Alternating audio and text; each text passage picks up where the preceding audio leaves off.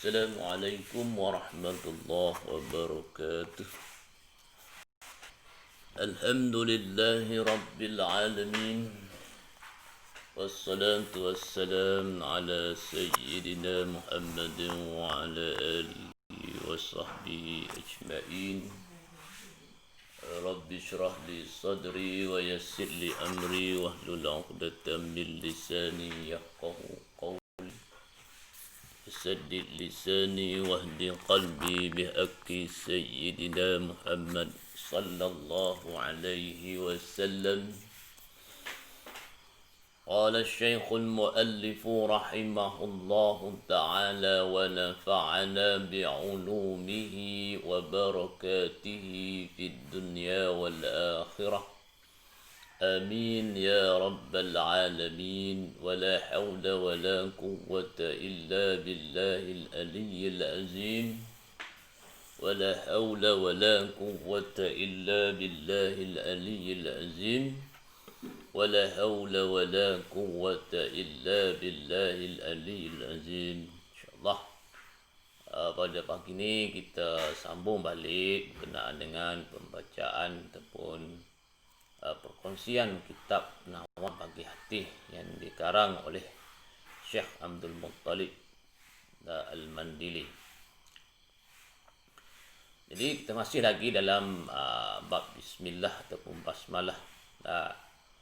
Maka difaham daripada huraian-huraian lepas, ada video-video ataupun perkongsian yang lepas, makna Basmalah ataupun Bismillahirrahmanirrahim bila kita ketahui, bila kita faham keterangan-keterangan yang di atas sana, maka apabila kita memulakan sesuatu perkara, suatu pekerjaan tu dengan bacaan Bismillahirrahmanirrahim, seolah-olah kita mengatakan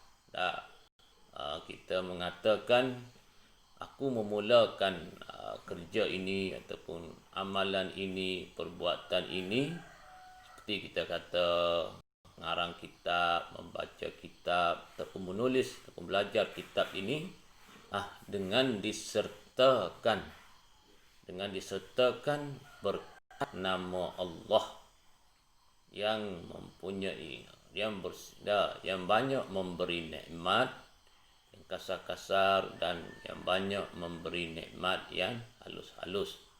Itu maksudnya apabila kita memulakan sesuatu kerja dengan Bismillahirrahmanirrahim, seolah-olah kita mengatakan, maksudnya kita mengatakan aku memulakan kerja ini, aku memulakan amalan ini. Ataupun kalau kita kata kita hendak memulakan makan, contohnya aku memulakan memakan makanan ini dengan disertakan berkat nama Allah yang banyak memberi nikmat yang kasar-kasar dan yang banyak memberi nikmat yang seni-seni.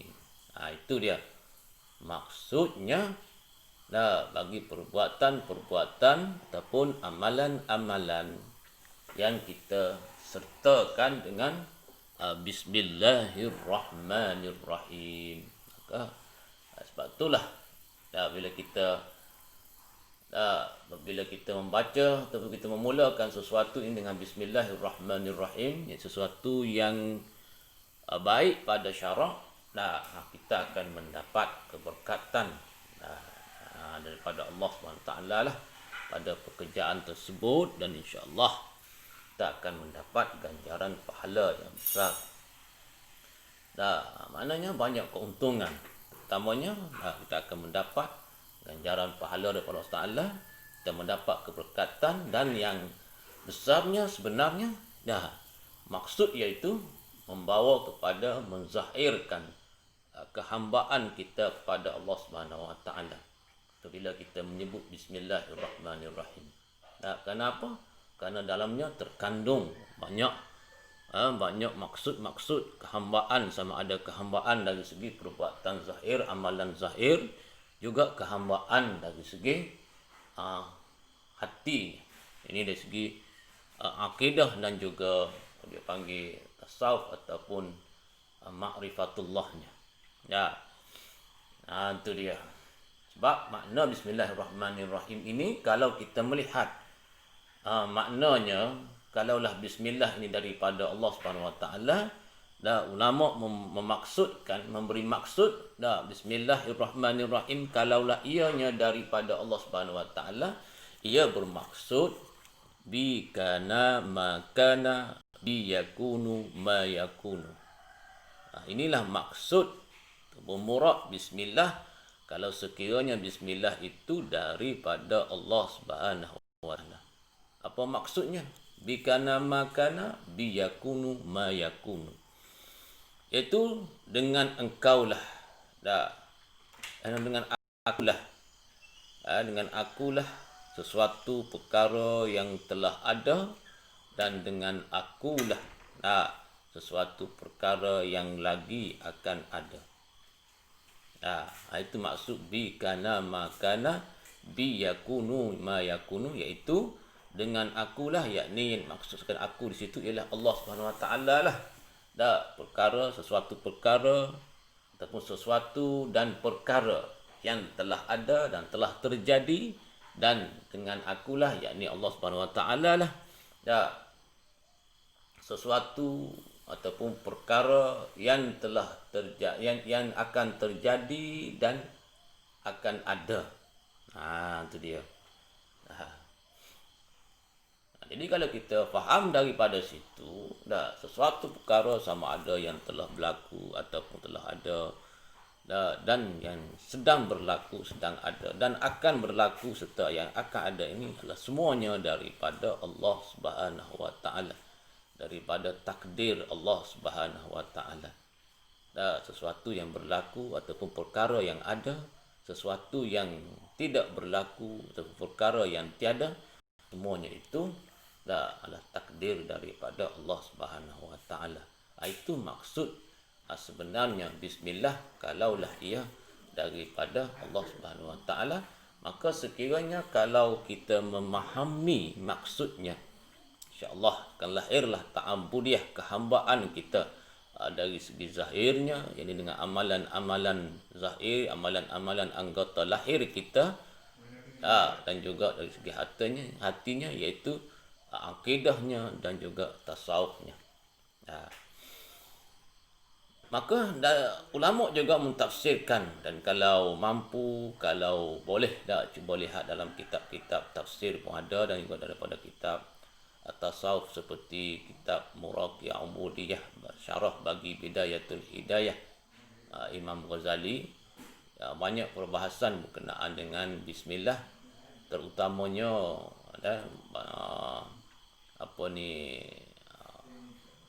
makna-makna bagi setiap huruf dalam bismillahirrahmanirrahim. Sebab itulah kalau kita faham daripada sini, ada ulama mengatakan sebuah Quran terkandung dalam Al-Fatihah, itu alhamdulillahirabbil alamin hingga akhir ayat, dan Al-Fatihah itu terkandung maksud-maksud, makna-maknanya di dalam bismillahirrahmanirrahim. Dan bismillahirrahmanirrahim itu yang membawa makna, kalau daripada Allah Ta'ala, bikana makana biyakunu mayakunu, sebagaimana yang diterangkan sebentar tadi. Ianya terkandung di dalam pada permulaan bismillah itu, dan maksud keseluruhannya buah Quran yang terkandung dalam Al-Fatihah, dan kandungan maksud Al-Fatihah itu pula terkandung dalam bismillahirrahmanirrahim, dan semuanya itu terkandung dalam huruf ba, dan semuanya itu sebenarnya ianya terkandung dalam maksudnya, maknanya, dari segi fiqhnya, dari segi tauhidnya, akidahnya dan tasawufnya. Kalaulah kita dapat memahami, sebenar-benar faham hakikat, ataupun kita dapat makrifat, mengenali, sebenar-benar kenal sebuah Quran itu, ianya seolah-olah terkandung dalam satu titik pada pada bismillahirrahmanirrahim. Kenapa? Dan satu titik itulah yang melambangkan keesaannya Allah Ta'ala. Dah, itu dia. Maka di sinilah untuk kita memahami dah titik yang satu pada huruf ba itu melambangkan keesaan Allah Ta'ala. Sebab itulah kita perlu mantap kita ahli sunnah wal jamaah, dan juga kita perlu mantap, perlu mengenali, perlu mengetahui, dan perlu menjalani, mengamalkan cara hidup tasawuf kita.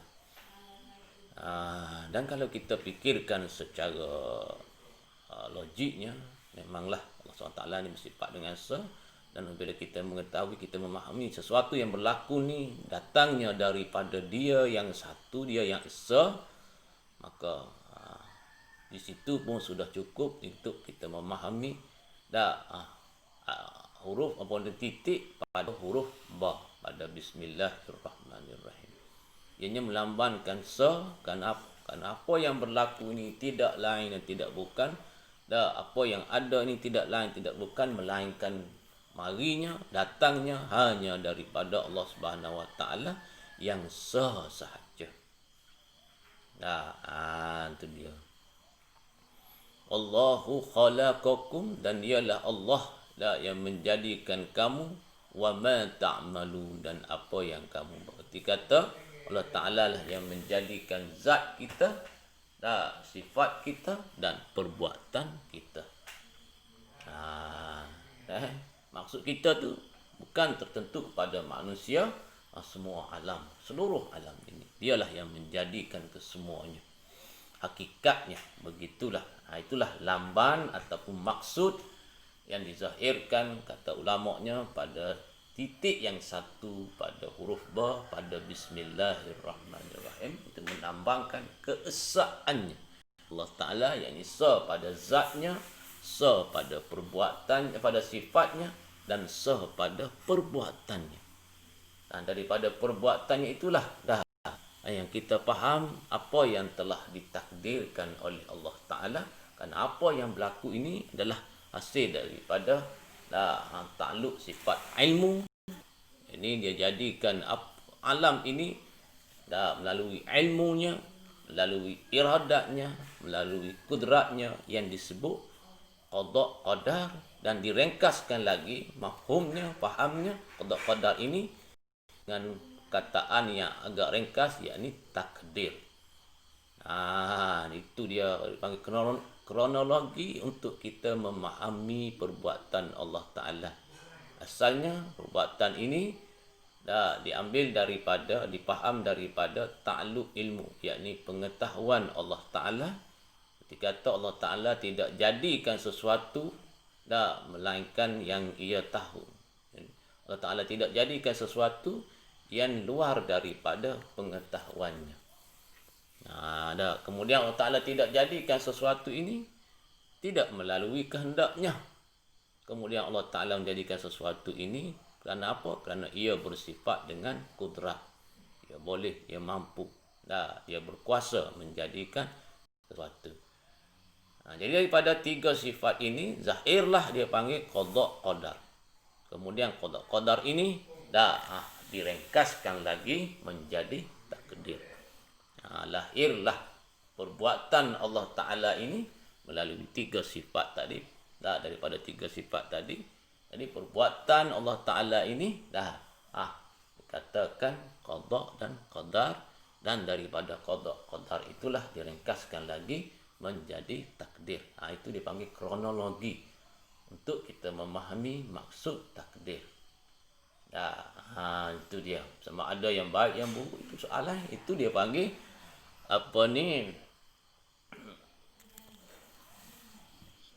takluk takdir dia. Baik buruk maknanya semua Allah Ta'ala takdir hakikatnya. Itu dia. Jadi difaham di sini daripada segala-galanya daripada Allah Subhanahu Wa Ta'ala, maka bila faham segala-galanya daripada Allah Ta'ala, bermakna ialah satu. Tak ada yang lain yang mampu, tiada yang lain yang mampu menandinginya. Sama ada dari zatnya, daripada segi sifatnya, dan segi perbuatannya. dah malah semua yang lain itu dijadikan, ditakdirkan adanya, dah, dan adanya sesuatu dan sifat segala sesuatu yang ada, dah, semuanya itu dah ditakdirkan oleh Allah Taala. Kita dah, alam ini, makhluk ini tidak ada sesuatu, tiada sesuatu. Zatnya juga bukan hak miliknya. Zat makhluk, zat alam ini bukan miliknya. Sifat alam ini, sifat makhluk ini bukan milik makhluk. Begitu juga segala perbuatan ini dah bukan milik makhluk. Kerana berlaku satu perbuatan yang diusahakan, yang dilakukan, yang dibuat sebab oleh makhluk, oleh alam ini, semuanya itu adalah dengan izin Allah Ta'ala, itu dengan dijadikan oleh Allah Ta'ala. Hakikatnya zat kita, zat makhluk dijadikan oleh Allah Ta'ala. Sifat yang ada pada makhluk itu dengan berbagai sifatnya, berjenis-jenis sifatnya, itu juga dijadikan oleh Ta'ala. Setiap perbuatan yang terhasil, yang terjadi, bahkan usaha ikhtiar yang keluar daripada makhluk, perlakuan yang keluar daripada makhluk, sebab musabab, sebab yang dilakukan, yang berlaku, yang disebabkan oleh makhluk itu juga dijadikan oleh Allah Ta'ala. Maka bila di situ kita sampai kepada, bila kita sampai, kita dapat memahami ke tahap itu, maknanya kita sudah sampai kepada satu keadaan, satu hal yang kata agak tinggi dah. Maknanya walaupun tidak sempurna lagi ma'rifatullah Ta'ala kita di situ, tapi kita sudah mengenali, kita sudah memahami ketuhanannya Allah Ta'ala dan kehambaannya kita sebagai makhluk ini. Penting penting sangat kita belajar ilmu tauhid dengan lebih mendalam, dengan lebih lebih banyak lagi lah. Jangan kita hanya memadai dengan kadar ilmu fardu kifayah. Cubalah kita cari ilmu fardu yang kita memadai dengan sekadar fardu ain. Carilah ilmu yang fardu kifayah, berpandukan kepada guru-guru yang mursyid, yang baik. Takut terpesong lah, tidak jadi terpesong kalau guru-guru yang baik, yang betul, mengikut lunas-lunas keagamaan. Kerana akhir-akhir ni ramai di antara kita, maknanya dia menghadkan pembelajaran ilmu tauhid. Usuluddin, dia kata sini tak boleh, sini tak boleh. Betul. Dalam pembelajaran ilmu tauhid ada benda yang kita tidak boleh kita bincangkan, tapi banyak benda yang kita boleh bahaskan. Jangan jadi sesetengah daripada muallim kita tu dihad-hadkan. Maka dalam masalah untuk menghadkan pembelajaran ilmu tauhid ini, kita tengok keadaan. Kalau dalam majlis-majlis ceramah yang orang kata yang masanya agak terhad, ruangnya agak terhad, maka di situ betul lah kita tidak dapat nak huraikan, nak jelaskan secara lebih terperinci berkenaan dengan masalah-masalah ilmu tauhid. Cukup sekadar kita beri, kita ajar ataupun kita bagi tahu sekadar yang ringkas yang boleh dipahami sahaja. Namun bagi pembelajaran yang masanya tidak terlalu terikat, contoh kita kata pembelajaran melalui kitab-kitab, maka di situ sebenarnya kita perlu memberi penjelasan yang betul kepada orang-orang yang belajar, penuntut-penuntut yang belajar. Kenapa? Karena kalau tidak ada penjelasan yang betul, sebenarnya banyak lagi kekeliruan, kesyubhatan yang berlaku, yang berada dalam pemikiran, dalam pahaman penuntut-penuntut ilmu. Kerana kita tidak ada penjelasan yang terperinci berkenaan dengan perkara-perkara akidah. Kerana kita banyak dibataskan oleh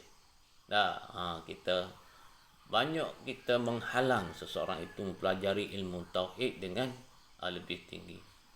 Bahkan setengahnya cukuplah mengatakan dengan kita pandai, kita reti, sekadar kalau adanya Allah Ta'ala, sekadar Allah Ta'ala ada.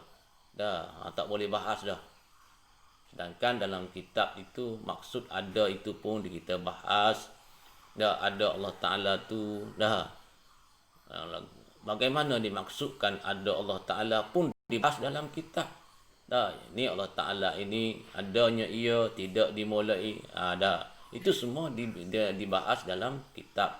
Namun ada setengah asatizah guru dia kata cukup hanya kita. Tak perlu dah kita belajar lebih daripada kita mengetahui, memahami bahasanya Allah Ta'ala itu ada. Kerana takut ditakuti, dia kata, ditakuti membawa kepada lebih keliru. Sebenarnya, keliru ataupun tidak, ianya bergantung kepada penjelasan daripada para guru. Jangan kita condemn ilmu menyebabkan ilmu Islam ini tersekat, terhad. Maka apabila itu orang-orang semakin jahil, semakin kurang memahami secara mendalam ilmu Islam.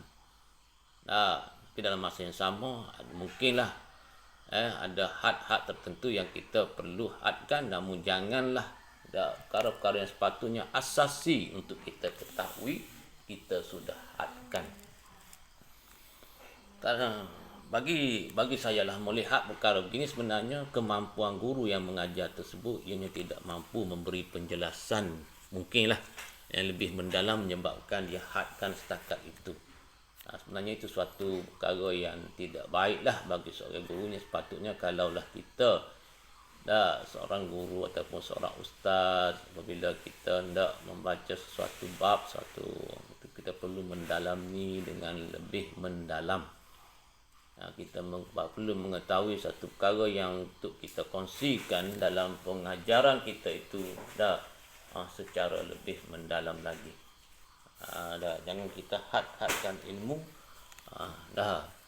setakat tertentu, had tertentu sahaja, kerana ianya boleh menyebabkan suatu ilmu itu akan hilang, akan tidak dipahami, dan akan menyebabkan suatu fitnah pada masa yang akan datang. Jadi sebab itulah sebagai suatu peringatan untuk diri hamba sendiri dan kepada asatizah, cubalah kita mendalami suatu ilmu itu dengan lebih mendalam. Lebih-lebih lagi kalau kita para asatizah ini sebenarnya kita mampu untuk mempelajari suatu ilmu lebih daripada qadar fardu ain, dan itulah yang sepatutnya kita belajar. Dengan kita beralasan, kerana ia boleh menyekat perkembangan ilmu Islam ini, dan apabila ilmu Islam ini tersekat perkembangannya, di sinilah akan lahirlah masyarakat yang lebih jahil.